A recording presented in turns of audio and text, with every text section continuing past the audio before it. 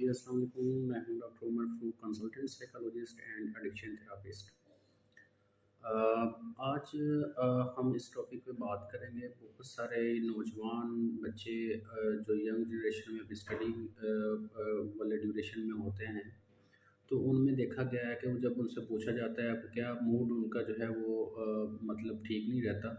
तो पूछा जाता है क्या प्रॉब्लम है, वो कहते हैं जी मुझे जो है वो टेंशन है, मुझे डिप्रेशन है, तो मुझे ये वाली सारी प्रॉब्लम है। रात को वो प्रॉपर तरीके से नींद नहीं ले रहे होते। तो जब हम इनकी हिस्ट्री वगैरह लेते हैं या ये किस स्ट्रेस से गुजर रहे हैं या इनकी लाइफ में क्या गोल हैं या आप करना क्या चाह रहे हैं, तो बहुत सारे यानी कि जो यंग जनरेशन है उनको ये पता ही नहीं होता कि हम क्या कर रहे हैं और हम जो भी काम कर रहे हैं वो हमारी लाइफ में आगे जाके बेहतर है कि नहीं है। दूसरी चीज़ ये होती है कि कुछ ऐसे पेशेंट भी देखे गए हैं कि जो अनअचीवेबल गोल जो है वो अपने माइंड में सेट कर लेते हैं और फिर वो उसी के ऊपर काम कर रहे होते हैं।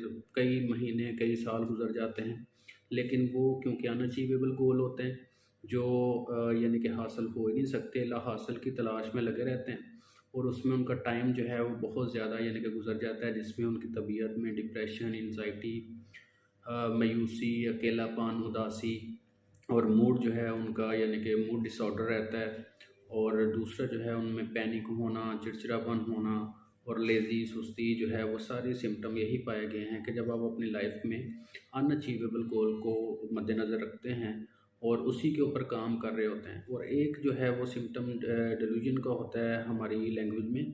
उसमें ये होता है कि कुछ लोग जो है वो ऐसे मकसद के ऊपर काम कर रहे होते हैं कि जो मकसद ही ठीक नहीं होता।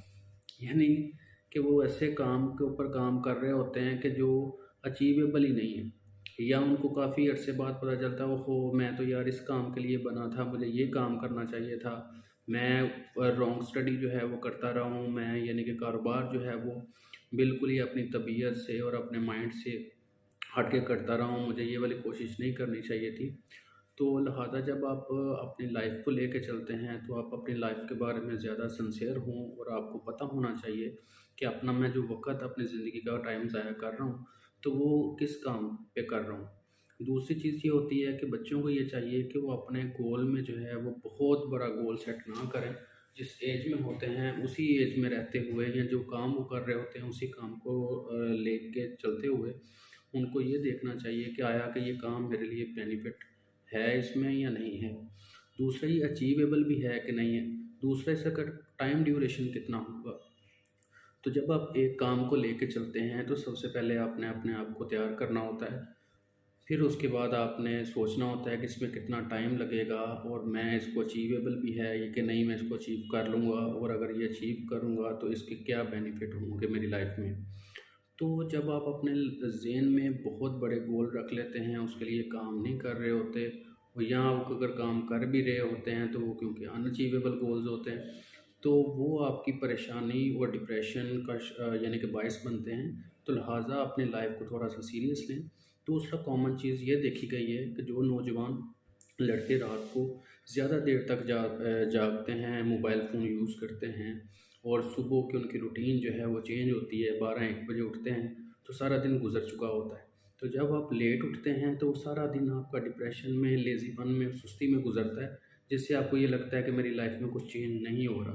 क्योंकि आप खुद भी अपनी लाइफ में चेंज नहीं लाना चाह रहे, तो लिहाजा जब तक आप अपने टाइम टेबल को सही नहीं करेंगे, तब तक कोई भी चीज़ जो है वो कोई भी जो टारगेट है वो अचीवेबल नहीं हो सकता। तो लिहाजा अपनी डाइट, अपनी सोने की रूटीन चेंज करें।